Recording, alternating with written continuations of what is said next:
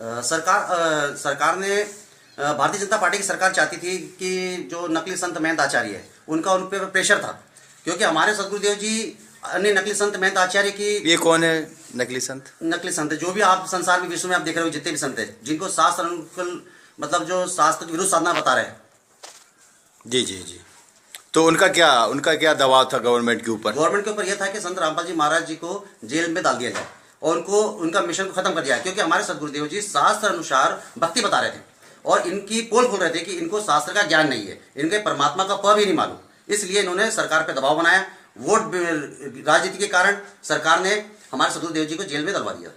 ये सरकार को उखाड़ जो फिकी है, अभी जो सत्ता इनका परिवर्तन हुआ है, तो ये सिर्फ हमारे गुरुजी संत रामपाल जी महाराज के अनुयायी ने किया है। इस रणनीति से लोकसभा में क्या चुनाव में भी आप लोग विरोध करेंगे इनका? जी बिल्कुल बिल्कुल, हमारी तो ये अभी से प्लानिंग चालू हो चुकी है। हम लोग जगह जगह जाके मीटिंग ले रहे हैं और सन 2019 में जो लोकसभा चुनाव होने वाला है उसके अंदर बहुत बड़ा परिवर्तन होगा और इस केंद्र की सरकार में जो बीजेपी सरकार बैठी हुई है इसको भी हम यहाँ से उखाड़ फेंकेंगे। हिंदुस्तान में कितने हैं आपके गुरुजी के अनुयायी? हिंदुस्तान के अंदर 3 करोड़ से अधिक है हमारे अनुयायी।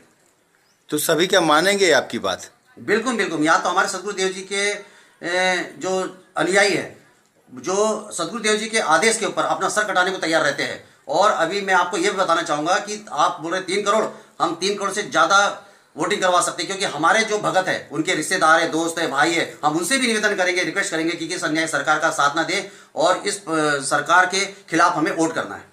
सर क्या एक्चुअल में क्या है कि जो भारतीय जनता पार्टी की सरकार को आरएसएस चलाती है और आरएसएस नहीं चाहती है कि हमारे ऊपर कोई भी संत महंत आ जाए, क्योंकि हमारे सदगुरुदेव जी शास्त्र अनुसार जो सब भक्ति बता रहे हैं, तो इससे अन्य नकली संत महंतों की पोल खुल रही है। इस कारण इन नकली संत महंत आचार्य सरकार से मिलकर, और सरकार को मालूम है कि इनके पास में पूरा वोट बैंक है, तो वो हमारे सदगुरुदेव जी इसलिए उन्होंने जेल में दलवाया।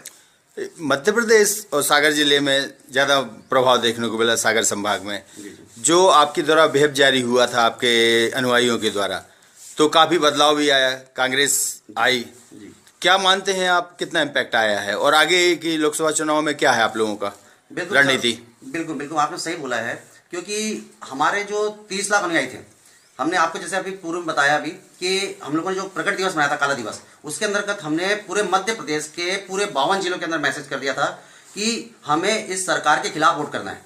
और हमारे जो हाईकमान है ऊपर दिल्ली के अंदर, जो हमारे हाईकमान बैठे, वहां से कमेटी से हमें पास में आया था कि आपको उस पार्टी को समर्थन करना है जो भारतीय जनता पार्टी की सरकार को हरा सके। तो हम लोगों ने देखा कि भारतीय जनता पार्टी के विपक्ष में एक ही पार्टी ऐसी है जो भारतीय जनता पार्टी को मात दे सकती है, वो है कांग्रेस पार्टी। तो हम लोगों ने सभी जितने भी हमारे अनुयायी थे, मतलब हमारे सदगुरुदेव जी के अनुयायी, मतलब 30 लाख अनुयायी जो है, उनको हमने मैसेज किया कि आप भारतीय जनता पार्टी के विरोध वोट करें और साथ में कांग्रेस को सपोर्ट करें, क्योंकि मध्य प्रदेश भारतीय जनता पार्टी का एक गढ़ रहा हुआ है। और इसके अंदर क्या हो गया, हमने अभी बीच में आपको पता ही होगा, आप लोग को हमने बुलवाया था 18 नवंबर सन 2018 को, हमने काला दिवस मनाया था। उस काले दिवस के अंदर हमने घोषणा करी थी कि मध्य प्रदेश के जो हमारे 30 लाख अनुयायी है, उन तक सर्वसंगत तक हमने ये मैसेज पहुंचाया था कि इस बार हमें भारतीय जनता पार्टी की सरकार को उखाड़ फेंकना है, क्योंकि इस सरकार ने हमारे सदगुरुदेव जी को 18 नवंबर सन 2014 को 40 से 45 हज़ार की पुलिस फोर्स के द्वारा आश्रम को घेर लिया था और हमारे वहाँ 6 बहनों के बच्चे की मौत हुई थी। तो इस और उसका मुकदमा, झूठा मुकदमा हमारे सदगुरुदेव जी पे बनाकर हमारे सदगुरुदेव जी को जेल धाम में डाल दिया गया था। तो इससे हमारे सर्व संगत जो है, बिल्कुल मतलब बहुत ही दुख का विषय है।